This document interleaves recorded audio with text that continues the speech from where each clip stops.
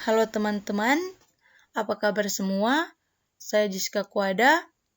Saat ini saya akan membahas mengenai permasalahan pemrograman linear.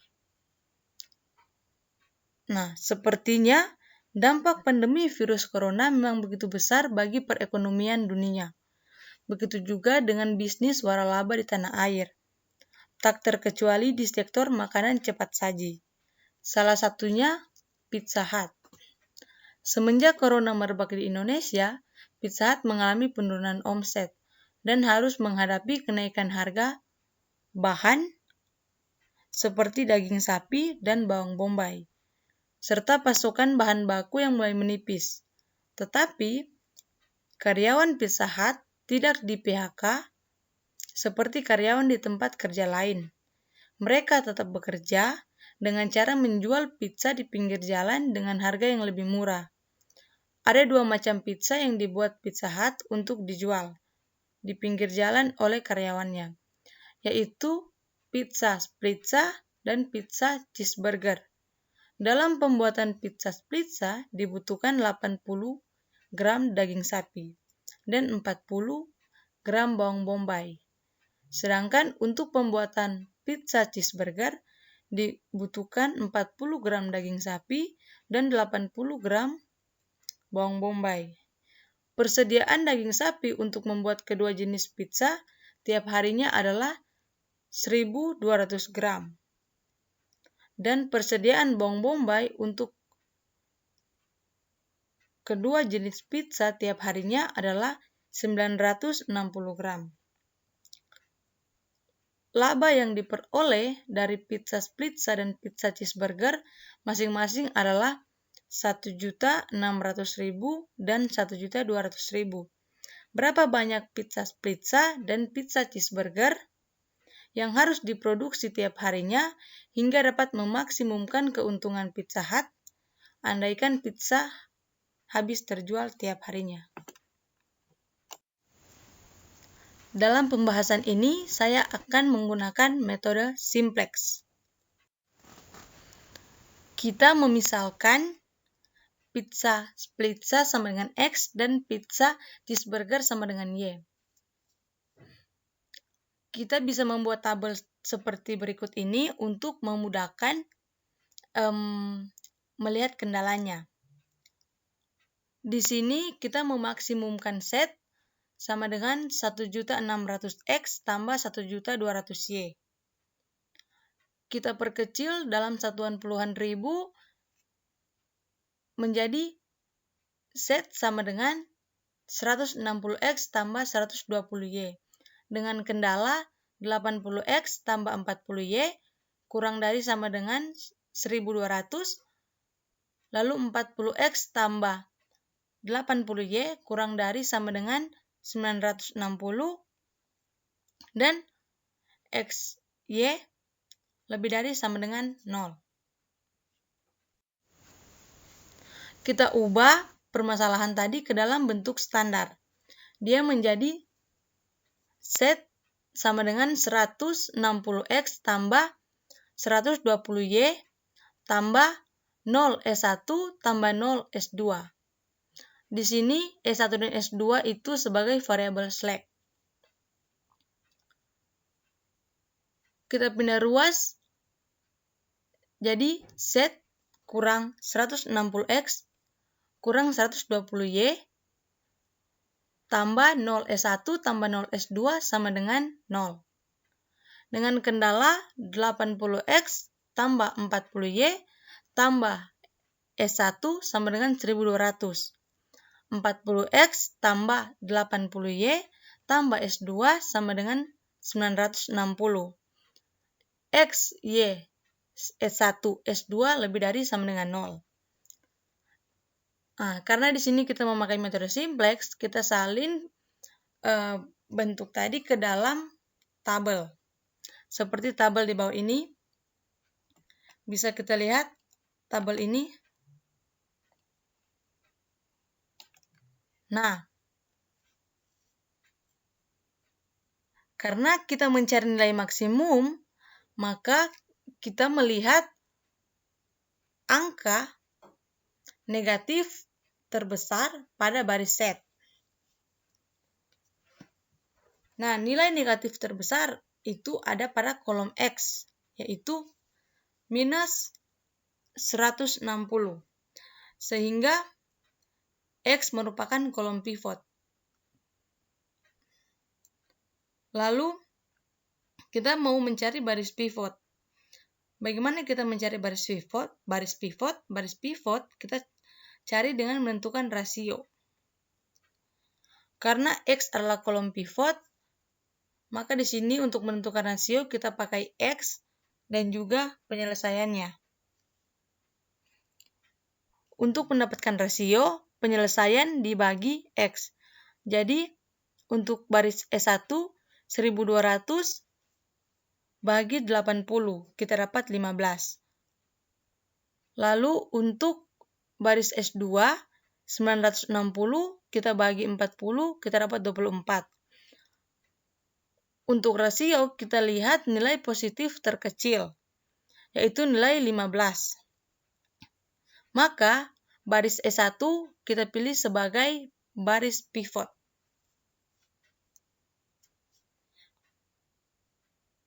Dengan demikian, 80 adalah angka pivot.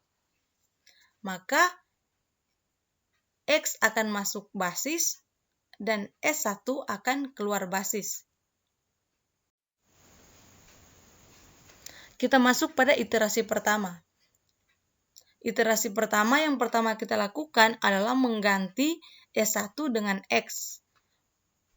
Maka baris baru X sama dengan S1 per 80. Kita membagi S1 dengan 80 karena kita ingin membuat 80 itu menjadi 1.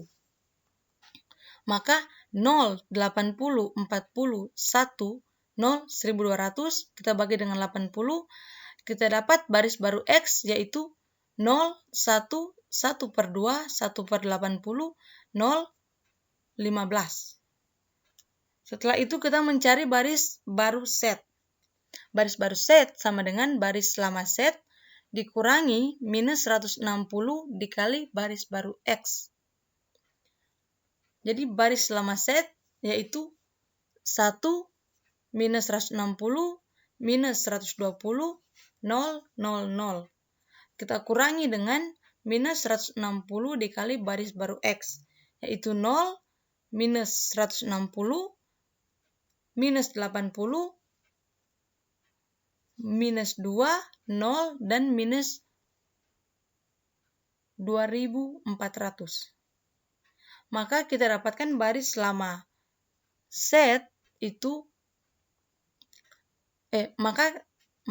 maka kita dapatkan baris baru set yaitu 1, 0, min 40, 2, 0, 2400. Yang ketiga kita cari baris baru S. Baris baru S2 itu sama dengan baris lama S2 dikurangi 40 dikali baris baru X. Kenapa kita harus membuat 40 kali baris baru X untuk dikurangi dengan baris lama S2? Karena pada nilai 40 di tabel kita akan membuat nilai 40 itu menjadi 0. Sehingga baris lama S2 sama dengan 0, 40, 80, 0, 1, dan 960. Kita kurangi dengan 40 yang dikalikan dengan baris baru X, yaitu 0, 40, 20, 1 per 2, 0, dan 600. Kita dapat baris baru S2, yaitu 0, 0, 60, min 1 per 2, lalu 1, dan 360. Nah, ketika kita melakukan iterasi pertama tadi, kita mendapatkan hasil seperti pada tabel berikut ini. Namun, tabel ini masih belum optimal, karena pada baris set masih ada nilai negatif, yaitu negatif 40. Sehingga kita harus melakukan iterasi kedua untuk mendapati tabel yang optimal. Karena min 40 ada pada kolom Y, maka Y merupakan kolom pivot. Lalu kita mencari baris pivot. Di sini baris pivot yaitu penyelesaian 15 dibagi dengan 1/2. Kita dapat rasio untuk baris X 30, lalu 360 bagi 60, kita dapat 6, itu adalah rasio bagi baris S2. Kita lihat mana nilai positif terkecil. Nah, nilai positif terkecil itu ada pada baris S2. Maka S2 adalah baris pivot. Dan 60 adalah angka pivot karena merupakan perpotongan dari kolom pivot dan baris pivot. Maka Y akan masuk basis dan S2 akan keluar basis. Nah, sekarang kita masuk pada iterasi kedua. Yang pertama-tama akan kita lakukan pada saat iterasi kedua yaitu kita mengganti S2 pada kolom basis dengan Y. Baris baru Y sama dengan S2/60. Maka 0, 0, 60 min 1/2, 1, 360 dibagi 60, kita akan dapat 0, 0, 1, negatif 1/120, 1/60, dan 6. Itu merupakan baris baru Y. Lalu kita mencari baris baru set. Baris baru set itu sama dengan baris lama set dikurangi dengan minus 40 dikali baris baru Y. Jadi baris lama set sama dengan 1, 0, min 40, 2, 0, 2400. Lalu min 40 dikali baris baru Y, kita dapat 0, 0, min 40, 1/3, min 2/3, min 240. Nah, kita kurangi untuk mendapatkan baris baru set. Maka baris lama set dikurang dengan minus 40 kali baris baru Y itu sama dengan 1, 0, 0, 5/3, 2/3, 2640. Nah, selanjutnya kita menentukan baris baru X. Baris baru X itu sama dengan baris lama X dikurang dengan 1/2 kali baris baru Y. Jadi baris lama X itu 0, 0, baris lama X yaitu 0, 1, 1/2, 1/80, 0, dan 15. Lalu 1/2 dikali baris baru Y, dia sama dengan 0, 0, 1/2, min 1/240, 1/120, dan 3. Nah,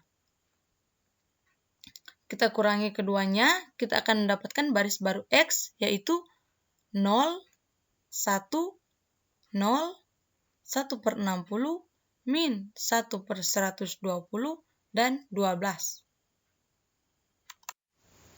Nah, setelah kita melakukan iterasi kedua, kita bisa lihat bahwa tabel yang kita dapatkan sudah optimal. Kenapa? Karena pada baris set sudah tidak ada lagi yang negatif. Maka iterasi kita berhenti sampai di sini.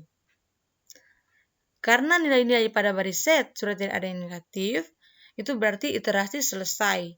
Dan solusi optimal yang kita peroleh adalah X sama dengan 12, Y sama dengan 6, Z sama dengan 2640, dalam satuan puluhan ribu rupiah.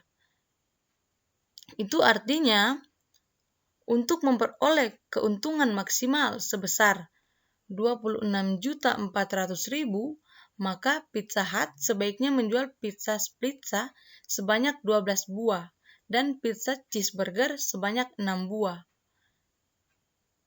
Dan dari tabel, kita juga bisa mengetahui nilai S1 dan S2.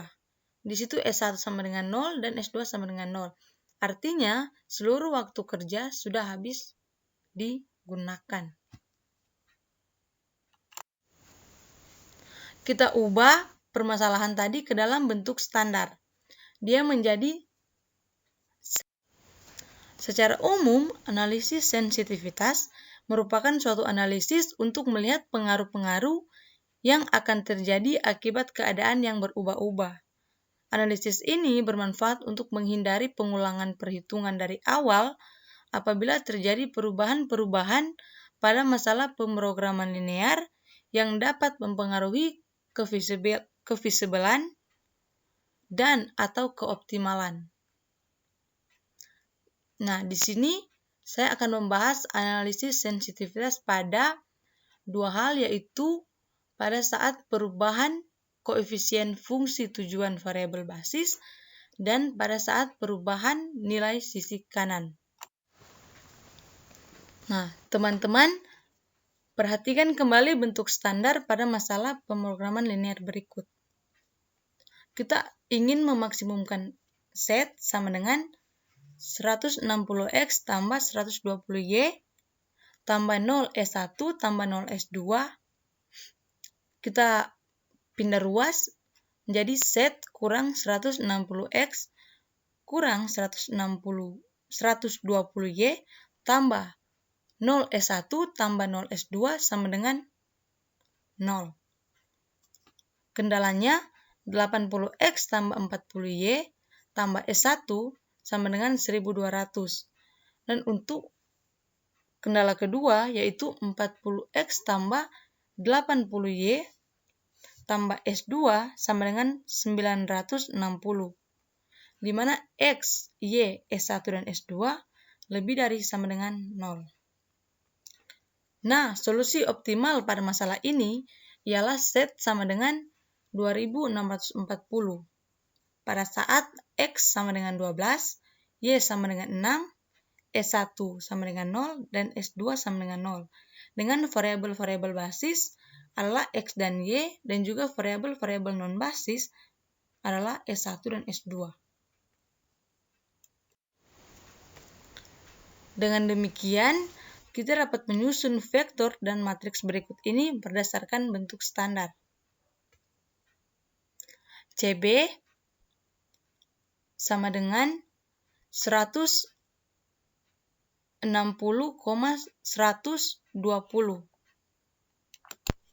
Dengan CB adalah vektor baris koefisien variabel basis pada fungsi tujuan. Selanjutnya CN. CN sama dengan 0,0. Dengan CN adalah vektor baris koefisien variabel non-basis pada fungsi tujuan. Lalu AB. AB sama dengan 80, 40, 40, 80. Matriks 2 kali 2. AB adalah matriks koefisien variabel basis yang ada pada bentuk standar. Selanjutnya adalah ada matriks AN 1, 0, 0, 1, di mana AN adalah matriks koefisien variabel non-basis yang ada pada bentuk standar. Dan yang terakhir adalah B. B adalah vektor kolom nilai sisi kanan. Setelah itu ada AB inverse. AB inverse sama dengan 1 per determinan. Di sini seharusnya determinan AB ya teman-teman. 1 per determinan AB dikali dengan adjoint AB. Nah, determinan AB sama dengan 80 dikali 80 kurang 40 kali 40. Sama dengan 6.400 kurang 1.600. Kita dapat 4.800. Nah, untuk adjoint AB, matriks adjoint AB, kita dapat 80 minus 40, minus 40, dan 80. Maka inverse AB itu sama dengan 1 per 4.800 dikali dengan matriks 80 minus 40, minus 40, dan 80. Kita dapat 1 per 60, minus 1 per 120, minus 1 per 120, dan 1 per 160. Nah, ini adalah penjelasan-penjelasan dari apa itu CB, CN, AB, AN, B, dan inverse AB. Nah, selanjutnya kita melihat solusi optimal masalah primal. Solusi optimal masalah primal itu sama dengan XB. XB sama dengan matriks XY, yaitu matriks 12, 6. Selanjutnya nilai dual diperoleh dari Y dikali AB sama dengan CB. Maka Y sama dengan CB dikali AB inverse. Y sama dengan Y1, Y2. Y1 adalah 160, Y2 adalah 120. Maka 160, 120 dikali dengan matriks 1 per 60 minus 1 per 120 minus 1 per 120, 1 per 60. Kita kalikan seperti perkalian matriks, seperti di bawah ini, teman-teman bisa lihat. Nah, kita akan mendapatkan Y sama dengan matriks 5 per 3, 2 per 3. Secara umum, analisis sensitivitas merupakan suatu analisis untuk melihat pengaruh-pengaruh yang akan terjadi akibat keadaan yang berubah-ubah. Analisis ini bermanfaat untuk menghindari pengulangan perhitungan dari awal apabila terjadi perubahan-perubahan pada masalah pemrograman linear yang dapat mempengaruhi kefisibelan dan atau keoptimalan.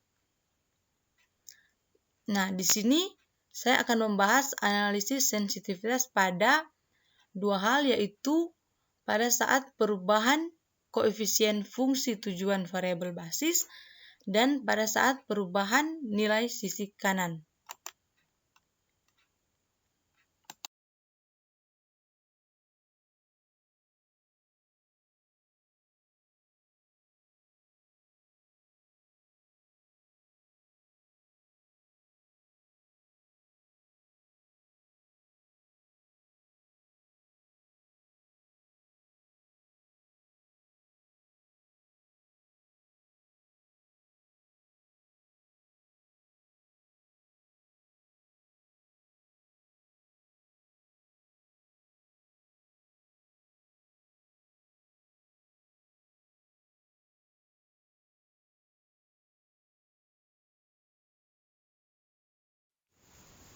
Nah, di sini saya akan membahas yang pertama, analisis sensitivitas pada perubahan koefisien fungsi tujuan variabel basis. Pertama kita misalkan koefisien fungsi tujuan Z sama dengan 160X tambah 120Y. Diubah menjadi Z sama dengan 140X tambah 120Y. Maka CB berubah menjadi CB aksen sama dengan 140,120. Sehingga YAB sama dengan CB aksen. Maka Y sama dengan CB aksen dikali AB inverse.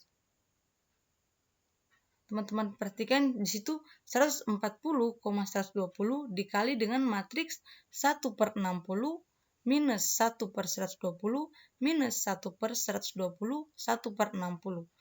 Kita dapat hasil matriksnya yaitu 1/3, 5/6.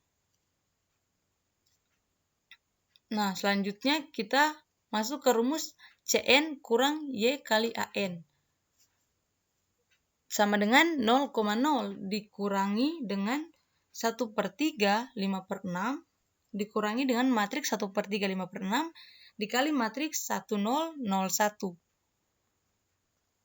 Teman-teman bisa lihat penjelasannya seperti perkalian matriks biasanya, lalu 0 kurang 0 dikurangkan dengan 1/3, 5/6. Kita dapat matriks minus 1/3 kurang 5/6. Karena CN kurang Y kali AN itu kurang dari sama dengan 0, maka solusi optimal. Lalu bagaimana range perubahan koefisien fungsi variabel basis agar solusi tetap optimal? Perhatikan uraian selanjutnya. Kita andaikan koefisien fungsi tujuan variabel basis CJ akan diubah menjadi CJ aksen sama dengan CJ tambah delta. Maka dapat dihitung range perubahan nilai CJ tidak akan mengubah optimalitas dengan syarat zeta J lebih dari sama dengan 0, yang mana zeta J dirumuskan sebagai berikut. Zeta J sama dengan CB aksen dikali AB pangkat minus 1 atau bisa disebut AB inverse, lalu dikali AN dikurangi dengan CN.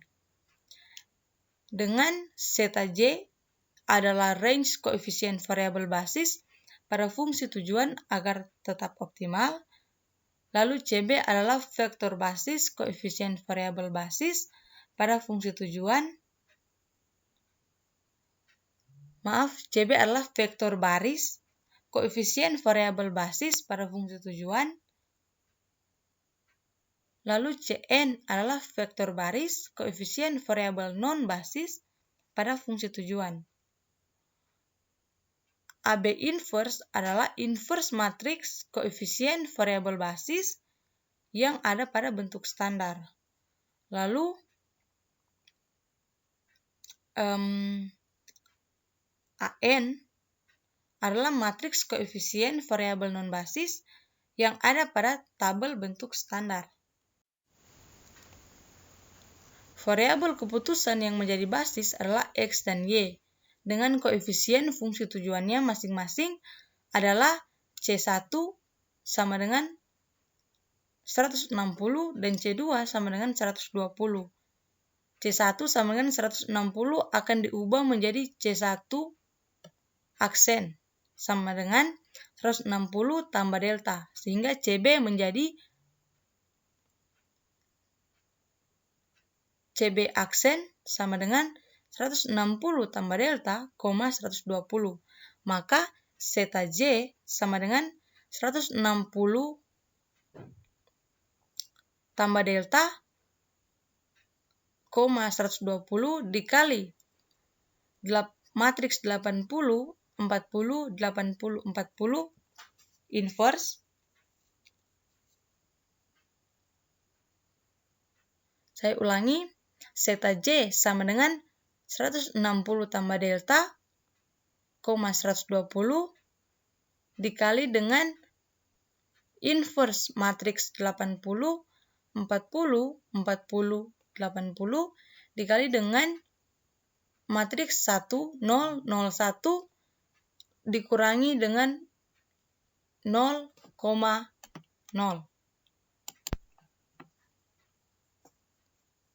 Nah, lalu teman-teman bisa lihat di sini zeta J kita dapat 5/3 tambah 1/60 theta 2/3 kurang 1/120 theta.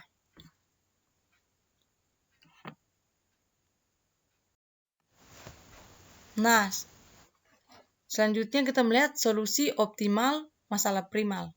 Solusi optimal masalah primal itu sama dengan XB. XB sama dengan matriks XY, yaitu matriks 12, 6. Selanjutnya nilai dual diperoleh dari Y dikali AB sama dengan CB. Maka Y sama dengan CB dikali AB inverse. Y sama dengan Y1, Y2. Y1 adalah 160, Y2 adalah 120. Maka 160,120 dikali dengan matriks 1/60 minus 1/120 minus 1/120 1/60. Kita kalikan seperti perkalian matriks seperti di bawah ini, teman-teman bisa lihat. Nah, kita akan mendapatkan Y sama dengan matriks 5/3 2/3.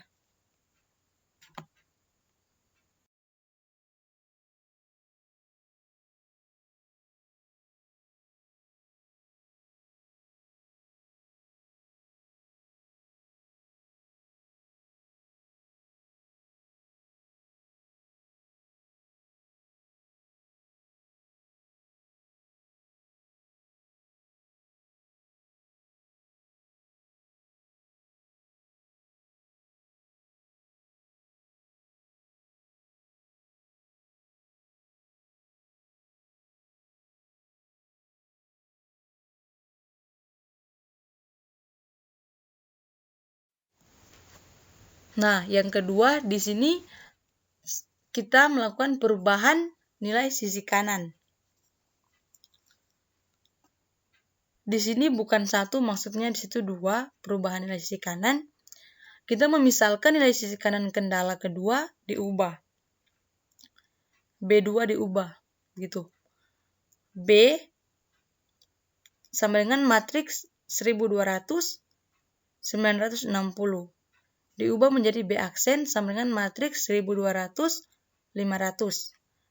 Syarat XB aksen lebih dari sama dengan 0. Maka XB aksen sama dengan AB inverse dikali B aksen. Sama dengan teman-teman bisa lihat matriks 1/60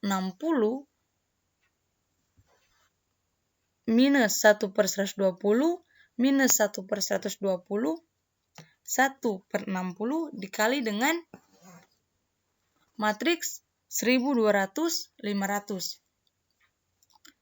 Kita mendapatkan di sini XB aksen sama dengan matriks 35/5 minus 5/3.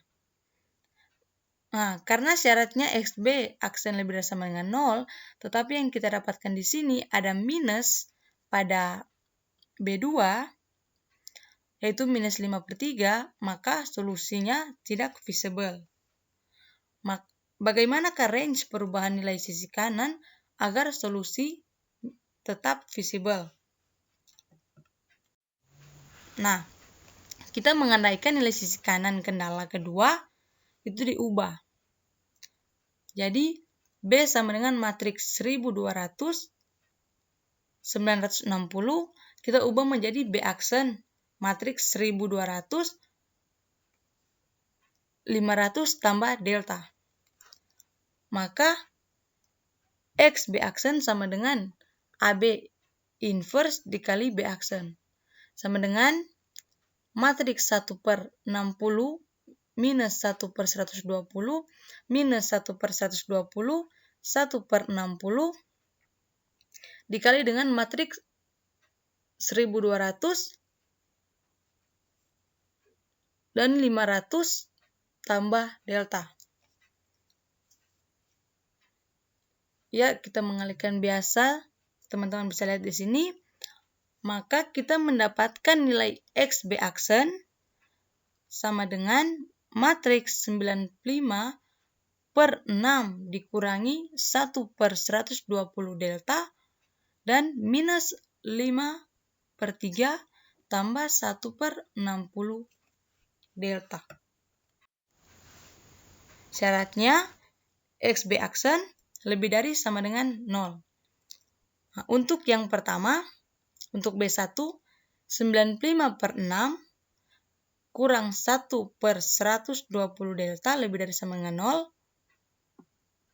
Kita pindah ruas 95 per 6, maka kita dapat minus 1 per 120 delta lebih dari sama dengan 95 per 6. Maka delta kurang dari sama dengan 950 per 3. Di sini terjadi perubahan tanda dari lebih dari sama dengan menjadi kurang dari sama dengan, karena jika teman-teman jabarkan, kita akan mengalihkannya dengan minus 1. Ketika dikali dengan minus 1, maka tandanya pasti berubah. Nah, untuk B2, di sini 5 per 3 tambah 1 per 60 delta lebih dari sama dengan 0. Kita pindah ruas 1 per 60 delta lebih dari sama dengan minus 5 per 3. Kita pindah ruas ke kanan, dia menjadi 5 per 3. Sehingga delta lebih dari sama dengan 100. Nah, di sini kita telah mendapatkan range, yaitu delta lebih dari sama dengan 100 dan kurang dari sama dengan 950 per 3. Tetapi, karena kita mengubah B2 dari 960 menjadi 500 tambah delta, maka range B2 menjadi B2 lebih dari sama dengan 600 dan kurang dari sama dengan 2450 per 3. Nah, kesimpulannya, agar solusi tetap visible, maka XB aksen harus lebih dari sama dengan 0 atau range delta itu harus lebih dari sama dengan 100 dan kurang dari sama dengan 950 per 3.